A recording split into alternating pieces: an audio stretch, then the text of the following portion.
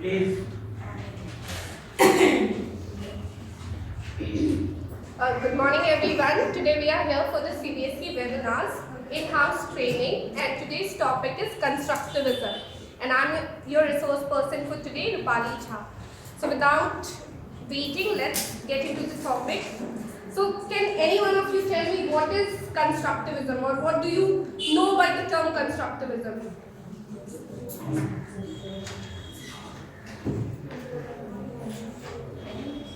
Building a new knowledge on the previous knowledge is called constructivism. Very good. So constructivism is all about constructing knowledge. Okay. So constructivism is about how people learn, construct their own understanding and knowledge through their previous experiences and reflect on those new experiences made in the process of learning. So I'll give you an example over here. We all know a person who is nice to us or who makes us feel happy, whose presence makes us feel comfortable. We say that he or she is our friend. So we have this idea in our mind that the person who will make us happy or who is nice to us is our friend, and then we meet a new person who gives us the same experience. He is nice to us, he makes us happy. But at times we come across a person who pushes us to do the work, who motivates us, and also warn us at certain times, instruct us that this is not right for you, this is wrong for you, in a strict manner. So that person also thinks about your well-being. Okay, he is also your well-wisher. So we'll say that that person to whom you have just met is also your friend. So in this way, with a previous experience, we add our new experience and the learning goes on. So in constructivism, the learning is not stagnant, it goes on. Okay, we meet new people, new things happen with us, and it gets on added to our previous experience. And in this way, we just make the learning process a lifelong process. Okay?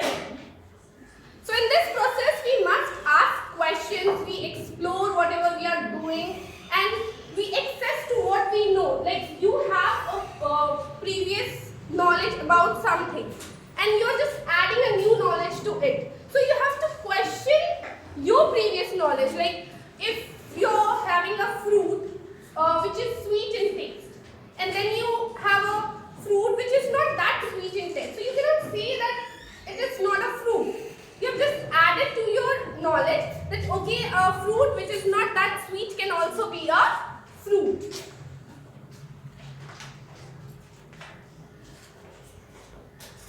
Constructivism is a philosophy of learning founded on the ground by reflecting on our experiences, and we color and construct our own understanding of the world we live in.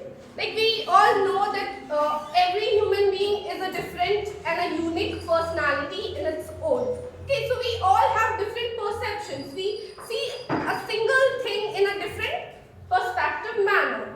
So in that way, we can have a different understanding of a particular thing. So in that way, we just construct our knowledge according to our experiences. Student can learn different meanings from the same lesson. Information received is reshaped inside the learner's mind to fit within his or her frame of references. Okay? So at times we see that when we are teaching in the class, we are teaching one particular thing, but there are different students with different learning abilities. Okay? So one particular chapter when we teach in a class, there are students who learn through graphics early, who learn through visuals early. So if we show them picture, or if we show them cartoon characters related to it, so children respond quickly in comparison of just giving a lecture method or just telling the story in the class. So every individual has some or the other learning abilities. Okay, so they learn in a different way. So constructivism says that children or person construct their knowledge in their own way. It's not a very predefined set of instruction or a predefined set of method where children learn. In this learning, previous knowledge or connecting to the previous knowledge is connected to the new knowledge. Okay.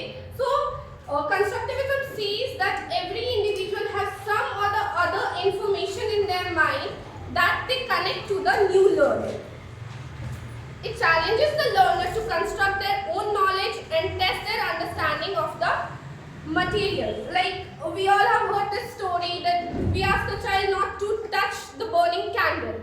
But until and unless the child touches the burning candle, he or she will not come to know that it can burn or it is hot.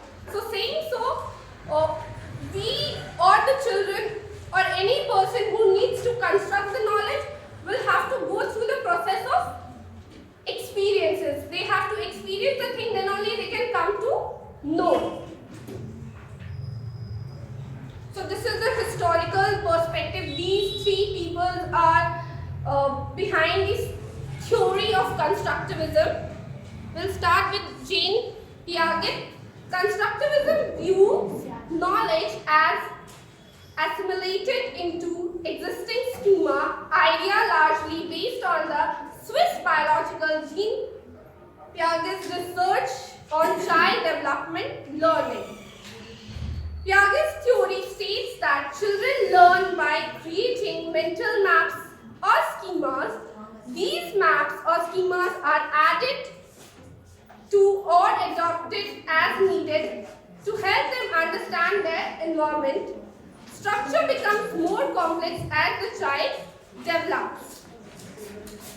So I'll show you this map over here. In this you can see that there is a map in the child's mind that from where he or she comes, like the place starting from his house to his school. So he knows what are the places will come in between. Like he'll cross to a shop or he'll pass by a park. So he knows the way through this. You can see that from his house to his school, when he comes, he'll see different places. So that visual stays in his mind and he knows the road very clearly. So mental maps basically helps to create the knowledge in a very systematic way where you can understand each and every point and can have the construction of that knowledge inside your mind. Vygotsky is a Russian psychologist and a philosopher in 1930s, usually associated with the social constructivism. Social constructivism emphasizes the effects of one's environment. So basically social construction is the society. People live in a society and we are associated by our family members, our friends, our relatives, our neighbors who in some or the other way construct, helps us to construct our knowledge. So here you can see that there are different things that social constructivism come together where you do different activities or you make the child do different activities in the class, like group learning when we give group projects or we give group activities which helps us for group learning. Students construct their own knowledge in the process of group learning because they share knowledge with the other people or their teammate that they are in the group. Real world and practical learning is also possible there because children come from different backgrounds and they have different experiences. And when they collaborate together, they share those experiences.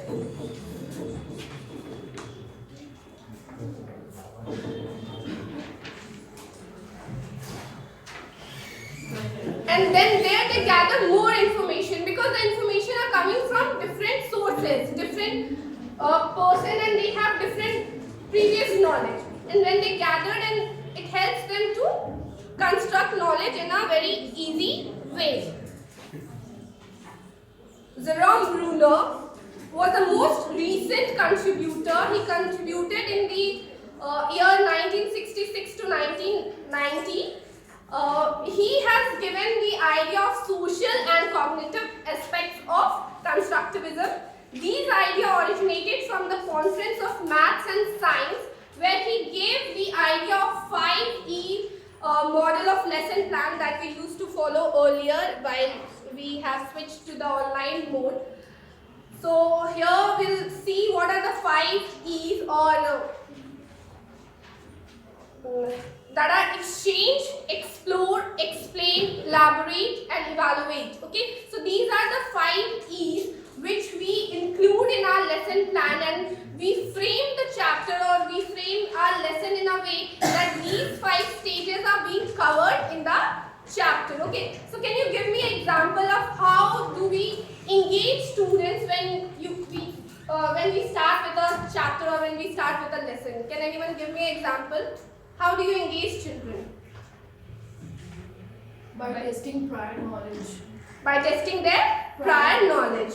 Okay, so engage is basically By when certain activities. yes, we give them certain activities which is related to the chapter, but which is a very practical thing that the students have experienced in their lives. It's not totally the question answers given at the back of the book. We'll start with that. No, we'll not start with that. We'll ask some life-based questions which they experience in everyday life so that they can relate to the topic.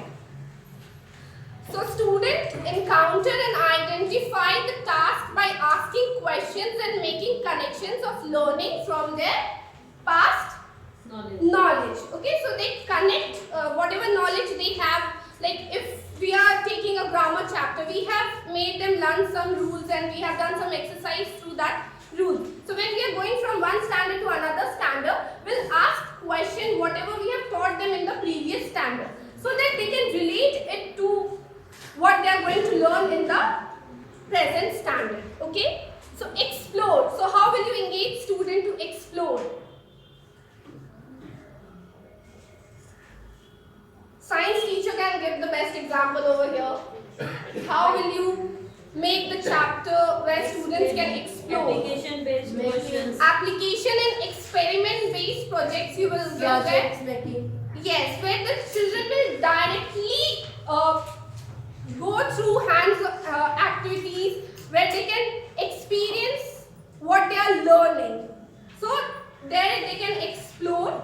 Like if we talk about literature, so we'll give them role plays where the child will perform and he or she will get to learn that what he is doing, what are the characters there in the story, how they are related, or what will be the outcome of the story.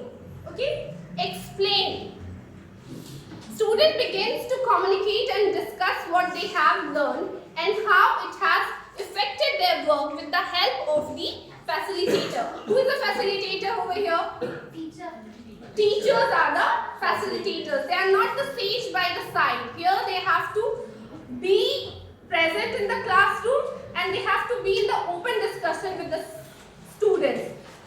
Because it's not a very systematic setup where you will deliver the lectures, the student will write or note the points and the class gets over. Here you have to indulge in a process where the children performs and you will perform with the children.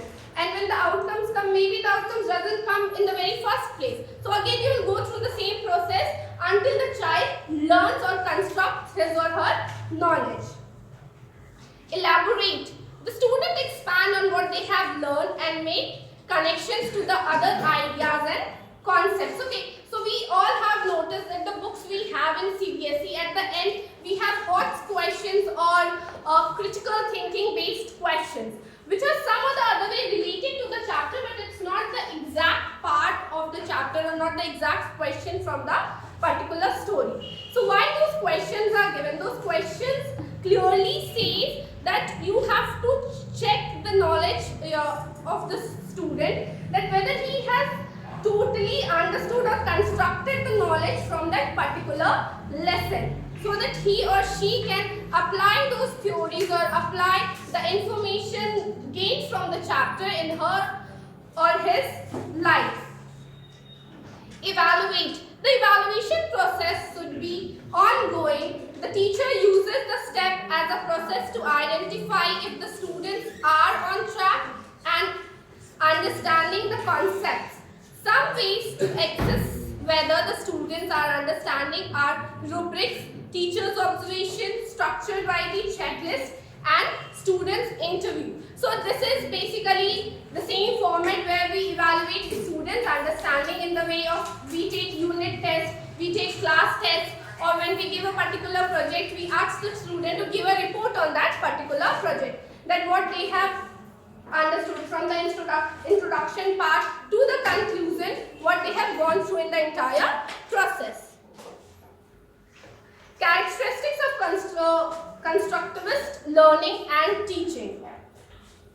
Multiple perspectives and representations of the concept is encouraged. So in this there is no fixed method of classroom teaching. Okay, so the classroom is totally being indulged by the teacher and the students, and in whatever way the students understand better, the teacher chooses that particular method. Goals and objectives are derived by the students or the teacher while they are in the process of doing the activity, or they are in the process of doing the lesson in any activity or experiment way method. Teacher serves the role as a guide, as a coach or tutor or facilitator. Okay, the teacher doesn't come in the class and gives a particular rule that okay, I am writing on the board and you have to copy it down. And even if the teacher some other time with the mistakes, if she writes wrong, she forces the child to write whatever she has written. Okay, here the teacher can be questioned by the students and she should be ready to give the answer that why this is taking place or why the learning is being constructed in such a way. Activities, opportunities, tools, environments provided to encourage the students to take active part in the classroom.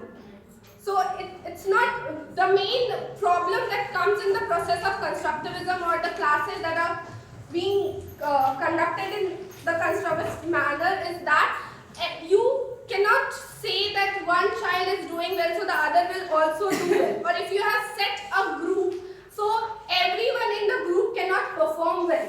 So the benefit here is that he or she is an active part of that group. So maybe the learning will be not 90%, but we can have the assumption that it will be still 50 to 60% the child will learn from that particular group study.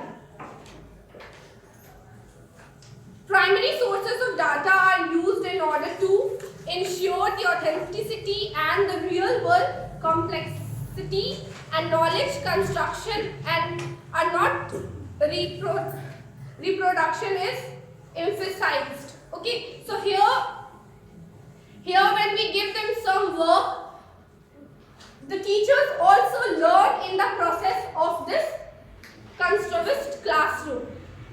We have certain ideas, and when we interact with the students, we have a different set of ideas. So we also just add on to our knowledge when they do a mistake or when they do the process in a correct manner. Learners are provided with the opportunity for learning in which they are increasing complexity of tasks, skills and knowledge acquisition.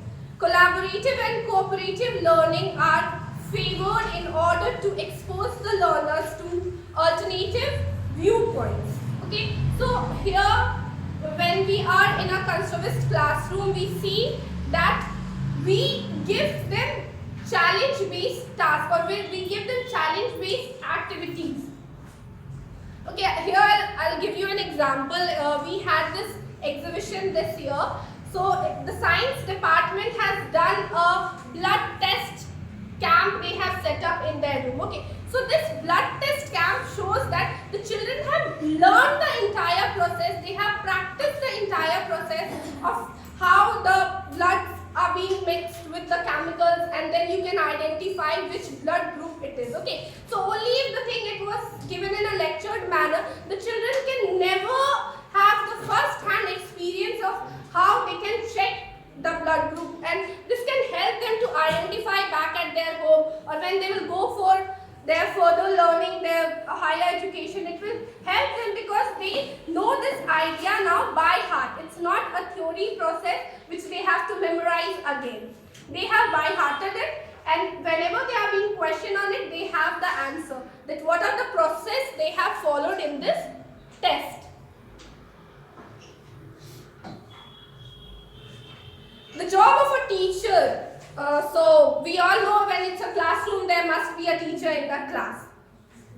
The teacher must enter the classroom believing that the students have a different background from experiences and culture practice. Like here in our school, we always see that children come from various backgrounds. Okay, so to come up with them is a very challenging process for the teacher, but it also helps the teacher and the classroom to have different experience. When your child is coming from different backgrounds, you can have different experience, and that can add on to each and every one's learning process. The teacher has to meet the student at their current level and help them to connect and expand to the material provided to them. Okay, so here there is one major problem which lies with the teacher in the classroom, that every child will not have a previous knowledge or will not have a set of information that you require for that particular level.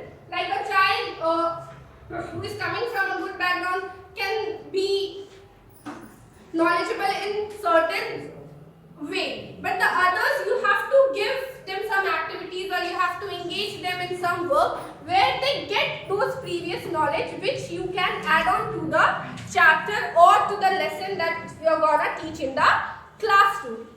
Taking these two factors into account ensure that the material will be meaningfully related to the students. Okay, so whatever activities we give or whatever experiments we do in the class, the projects that we assign them, we have to make sure that it will be fruitful. It's not that they are doing just for the sake of doing a project work or just doing an activity work. Principles of constructivism. Knowledge is actively constructed by the individuals. Okay, so here in this classroom you have to be active. It's not that you are in a passive state, you are just sitting idle in the class and the class is going around.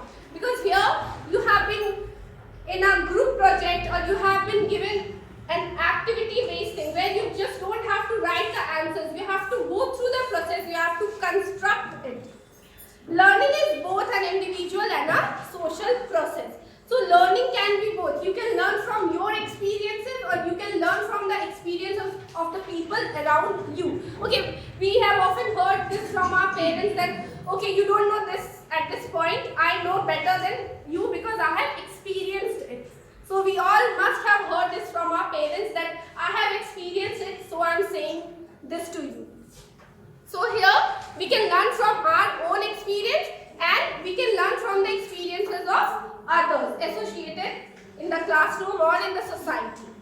Learning is a self-regulated process. So this is a very big question over here, that you have to be self-regulated. It cannot be that you are just coming down to the school, you are noting the task and you are just going back. You have to maintain your self-regulation so that you have that self-encouragement to do the work on your own. It's not that every time you need a motivation from your parents or from your teacher or from your friend to do the work. You have to sit on your own, you have to make a proper timetable or a time schedule where you can sit and do the work on your own without the external efforts. Learning is an organizational process. Okay, so learning is an organizational process. So it is very simple that when you are doing an activity or you are doing a project or you are just doing a lesson, you have to follow the sequence, you have to follow the setup of the task which you will perform. So there is a process of doing it. So when you are doing something in a process, it is in an organized manner. Reality represents an interpretations. Okay, so whatever we are doing, the result will be there. We cannot just say that we are in a process and there is no result. Either the result can be negative or can be positive, or we need the help of others to get the result, but there will be a result of anything that, any learning that you want to construct. Learning is a socially situated activity. As I told earlier that learning takes place in a social environment. When the students are in the class, they are in a social setup. There are children coming from different backgrounds which help each and everyone in the class to construct their knowledge.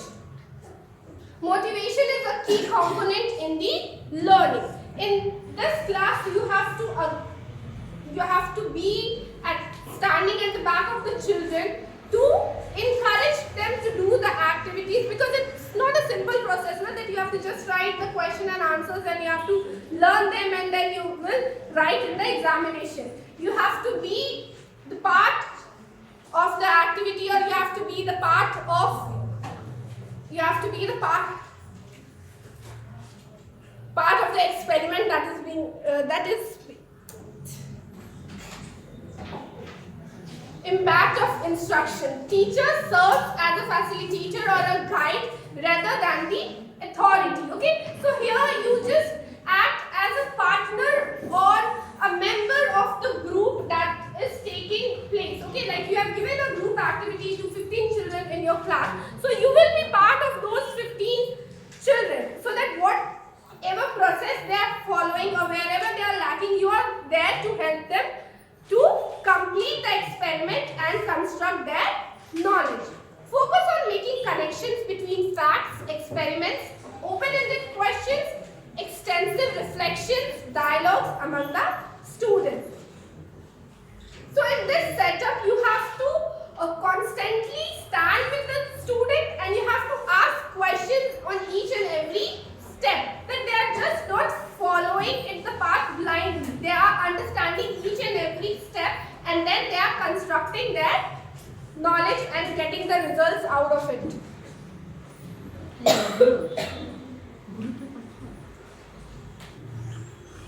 Impact of assessment. In the constructivist classroom, the assessment is an ongoing process. Okay, so whenever you start with a lesson, the assessment starts with, it's like when you are starting with a chapter, you are assessing the previous knowledge of the child. That what are the information or how knowledgeable the child is, and from where we can add our new chapter to it, or from where we can add our new lessons, new characters to his or her knowledge. So it's an ongoing process. It starts with the chapter and it never ends with the chapter. It's continuous. Once you have completed the chapter, the child will always be with some or the other question that what will take place next. Even if it's a story, even if it's a fiction, there can be a part of it, like we have in the movies these days, Bahubali 1, Bahubali 2 and so on. It goes on from one to another. So what is it? It is a thinking process which never stops. Once you have completed a task, there can be something on the other hand of it. So it's an ongoing process. De-emphasizes the traditional grading method.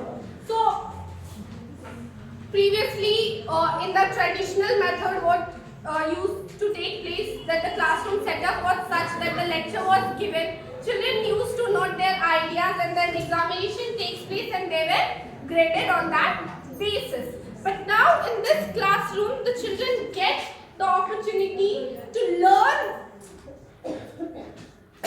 in the best way they can. If a child is good with visuals, or if a child is good with projects, or if a child is good with content writing, so he can get different parts of a particular chapter where he or she can exhibit his ideas, exhibit his knowledge in the best possible way he or she can. Self-assessment is the best way in this method, because when you are on a project or when you are doing an activity, you know that you are going right or you are going wrong, or you're being helped by your fellow members or your classmates who will tell you that okay, here is the process where you need to rethink, you need to restart. You can just do some or the other way, you can go through a different process where you can get the result easily or in a very perfect manner. Impact on curriculum. less standardized curriculum. So here lies the big question that we cannot follow a structured or a standardized curriculum because you do not know, or the teacher doesn't know when she enters the class what she is gonna experience today. But when you start, here the chapters or here the projects becomes very lengthy because you're giving the child the time to go through the experiments, to learn through the experiment. So if he or she fails at the first point, you have to be there to support the child to retry until and unless he or she gets the answer. So here you cannot say that you have got a particular chapter and you will complete that particular chapter in a time span of 5 classes or 4 classes. Okay, you have to be there with the child until and unless he or she learns it exactly, or he or she is able to get the result out of the projects or the activities or the lessons being taught in the class. Customized to connect to learners' period knowledge, emphasizes hands-on problem solving. Okay, so it emphasizes on hands-on problem solving, means you will give the child to experiment with the things. Like if you are doing a question and answer in a class, so you will not just ask the question and you yourself will give the answer and you will write it on the board and the children will copy. You have to do it in a group discussion manner where the child comes and discuss each and every point. It doesn't matter that the child has to speak only to the point of the things. He or she can give different ideas which are not directly connected to the topic, but somewhat the other way connected to the topic, or when you will go to a different level of a particular topic, it comes in place. Benefits of constructivism. Constructivism concentrates on learning how to think and understand. Okay, so it gives you the opportunity to think and understand. Okay, it's not just that you will believe on the topic, you will just blindly go through the topic and you will learn it. You don't have to do that. You have to think that, okay, if it's written, why is it written? You have to question on the knowledge that you are being provided by the test. Constructivist learning is a transferable. In constructivist classroom, students create organizing principles that they can take with them to other learning settings. Okay, so whatever is being learned in a standard, things are being added to it on the higher standard. When the student goes from standard 5 to standard 6 or from standard 10 to standard 11, things are being added up to his or her previous knowledge that he or she has gained in a particular level.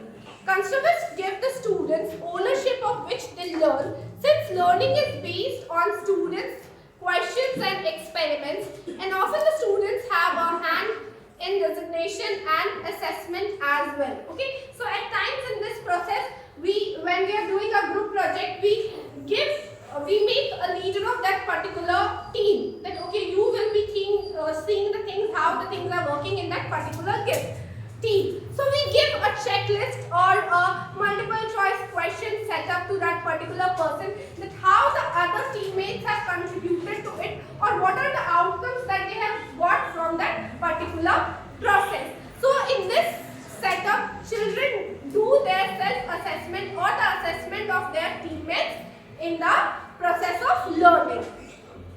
Constructivist assessment engage the students to initiative and personal investment as the journals, research reports, physical models and artistic representation. So when we are explaining a chapter, when we are doing a lesson in the class, we give the children the opportunity to write a journal on it or to make a model of it where they can experiment with their knowledge. It's not that whatever written in the book they have to just copy it down as a project. There they will experiment, they will add their own ideas, or they will add their ideas from the research work. They can go through different books, or they can go through different experiences in a group or individual and add on to the knowledge.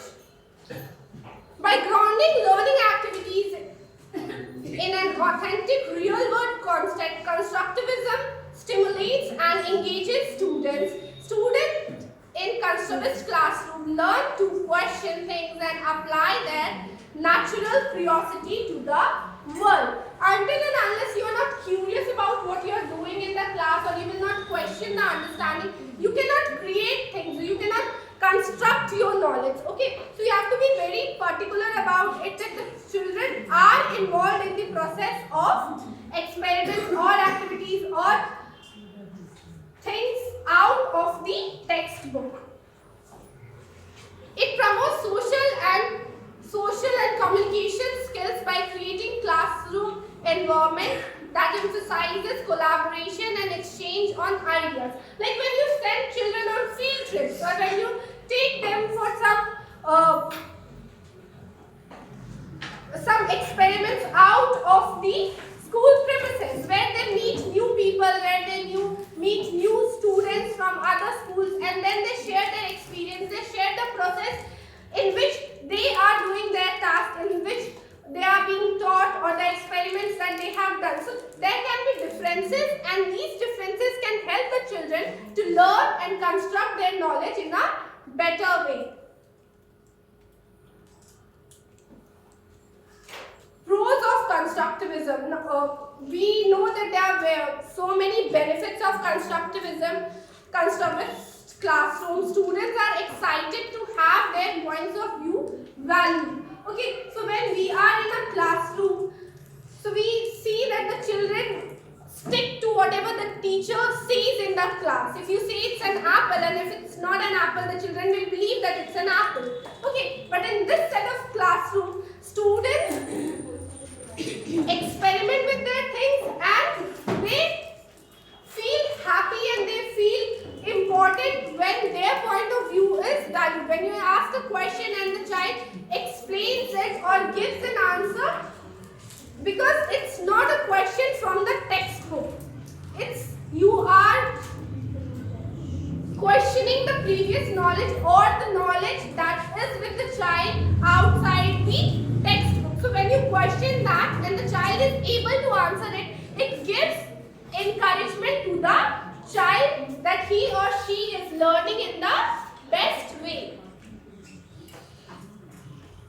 Organizes material into primary concepts by using big ideas. Okay, so the ideas that comes out of the classroom is being valued by the teacher, and the teacher comes there with the children and be an active part of the process.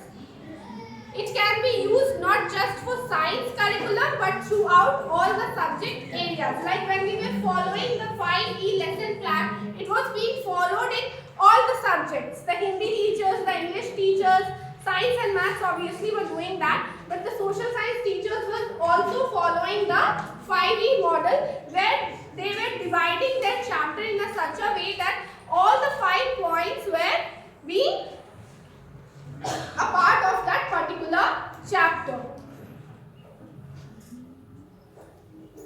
Cons of constructivism assumes that all the students have previous knowledge. When I have already said that when you enter the class, the children are coming from different backgrounds, the children are coming from different social setups. So you cannot say that they will have the same set of information from where you can start your chapter.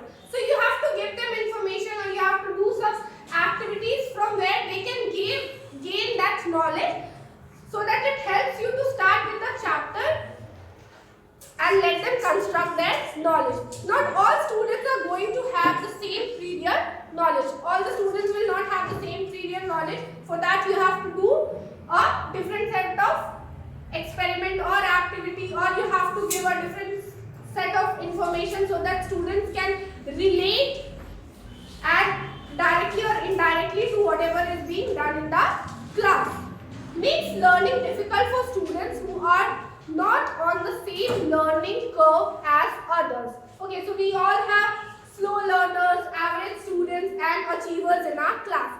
So it can be difficult for both the slow learners and the achievers, because the achievers are very active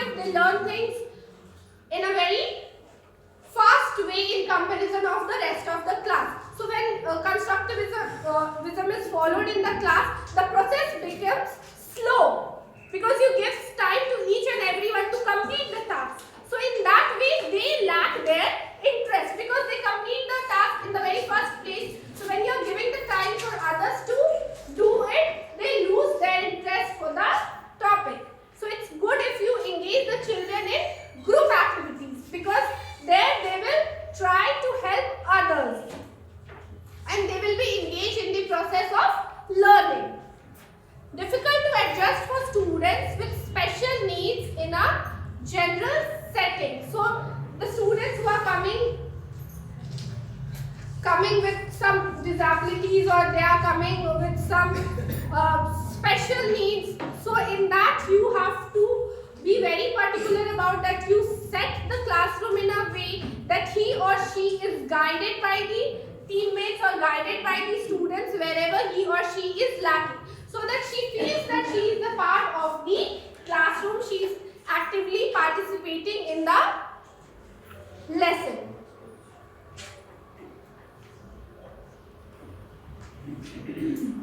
Constructivist teaching fosters critical thinking and creates active and motivational learners. Teaching and learning is a beautiful experience if done with the right attitude and happy mind.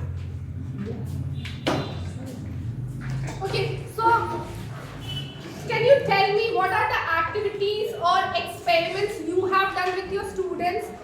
Like we all have followed this 5E model. So I want you to come up with the ideas or the projects, whatever you have done with your children.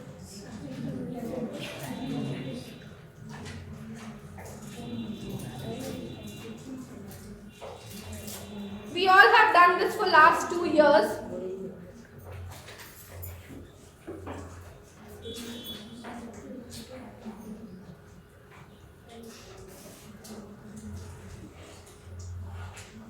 What are the activities where you can engage children other than just getting knowledge from their previous knowledge?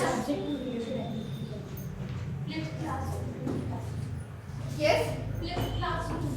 Yes, flip classroom and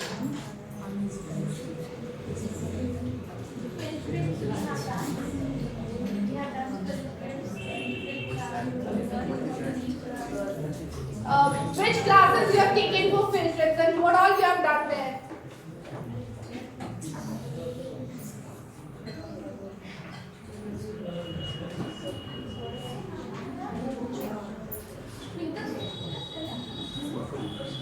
Okay, which chapter you have covered? Which chapter you have covered for this field trip?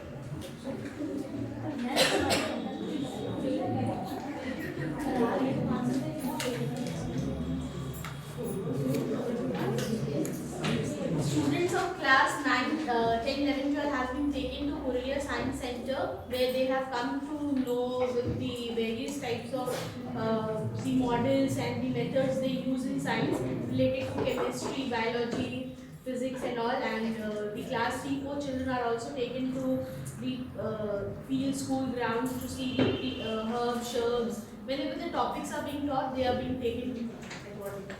Yes. So in this way, when you engage the class, they get their previous knowledge and their previous knowledge is checked by themselves. Okay. Like if you are teaching herbs and herbs in environmental science.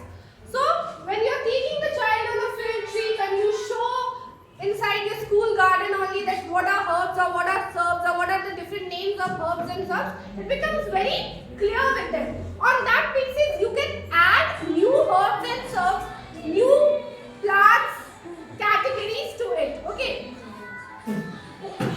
How do you?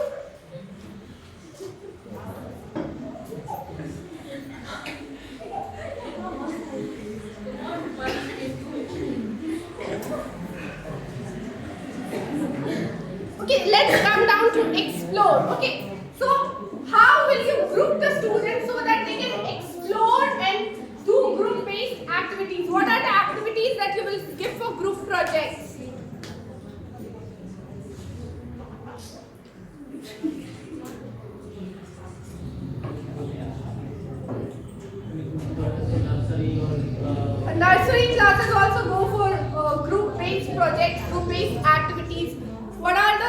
activities that you engage with your children? We have organized several activities like friendship and making competitions and all, so that they all should be engaged in several activities. By this group activities, they are getting more familiar with how to get like in and like conversation. It enhances their creativity. Even this is enhancing their conversation method to get elaborate in front of someone else.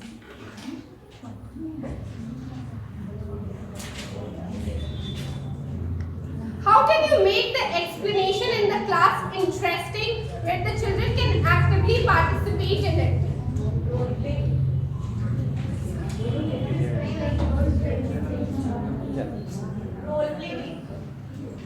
We can do in literature, we can have role play.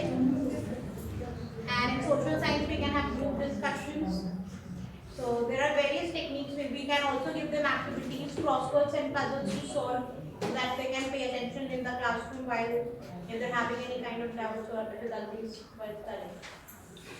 Yes, so role play is a very good example of explaining the chapters in literature. Like the children get the first-hand experience of whatever has taken place in the entire story. With explanation, I would like to add here that teacher Shreya uses in her class. Whenever she takes her lessons, she underlines the difficult word, and with those difficult words, she asks the students to make 5 different sentences that are not the part of the chapter. So in this way, children learn to frame sentences, they learn the proper uses of that particular word. So explanation becomes interesting and informative for the students on the same place. How will you elaborate things?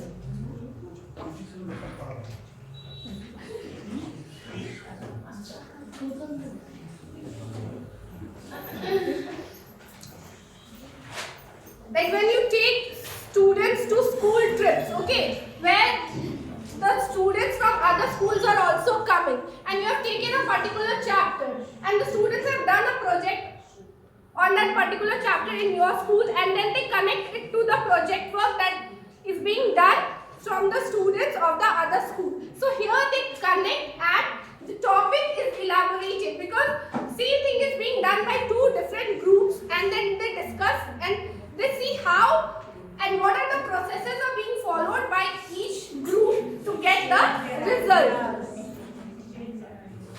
Yes, ma'am. They can exchange their ideas, and in that way they will get the knowledge constructed. Also, what are the interesting ways of evaluation other than just doing the pen paper method? What are the other ways where you can evaluate the understanding or the knowledge of the students? Just not by writing the answers. By letting them use the board and give demonstrations. Very good. Yes, we can ask them, the students, to give demonstrations, and there they can explain through their learning. Okay, is there any other question? We can take them to the ground and we can ask which type of plant is it. Yes, so I have told you earlier that in this process, assessment is throughout. When you start the chapter and when the chapter is being carried forward to the next level, assessment goes on. Anything else?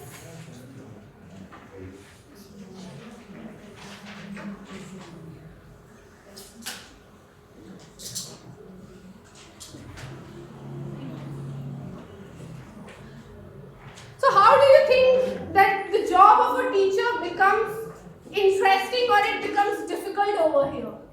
Like when you are going in a classroom and if you are following this theory in the class, what do you think? Is it difficult for you or is it interesting for you?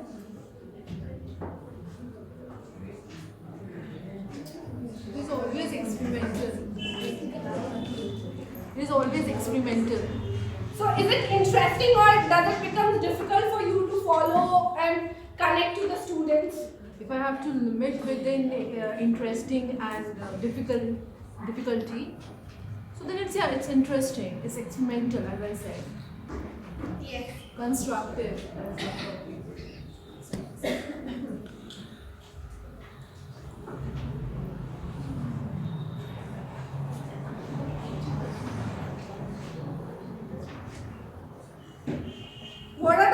problems faced by the teachers when you are following this theory in the class? Can you share what are the problems you face?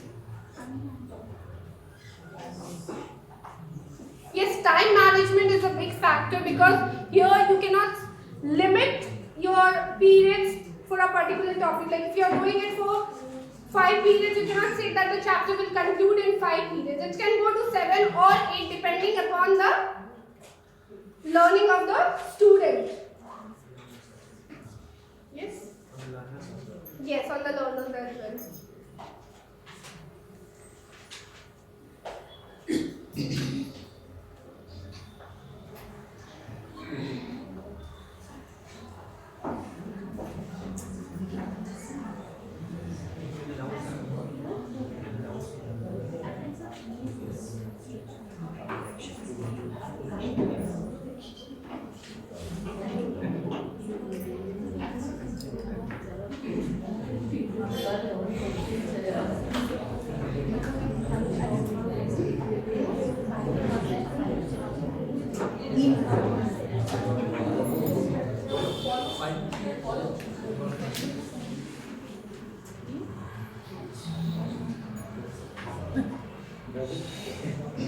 Students of class 7 were engaged with the chapter nutrition and animals. So the children were divided into two parts. They were engaged in two parts. Like one they have made models on nutrition and animal, and one has made nutrition and animal and digestive system of human beings. So they explored both the both the groups have explored to find out the difference between the digestive system of cow and a human being. So that way they got the difference between both the digestive system of cow and a human. Then the explanation was done by the students of the group. One of them have explained about the digestive system of animal, like cow, and one has explained on the digestive system of human being. Then elaborations. The students asked the questions to them that these are the questions based which problems they have faced. An evaluation was done with a 5 questions was written on the board, and the students have taken the sheets and they have answered the questions. So 5 these were concluded in one topic by class 7.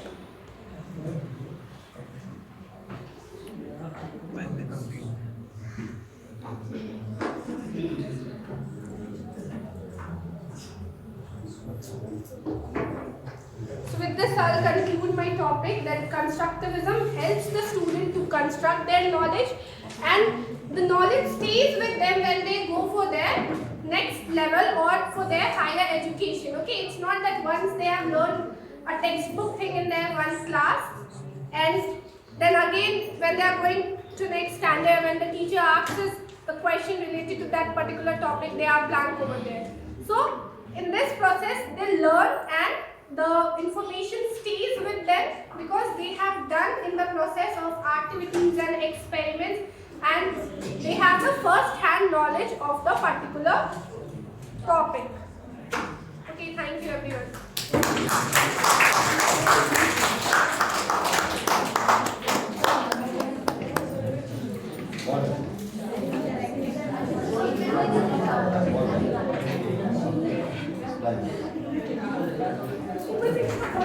Right.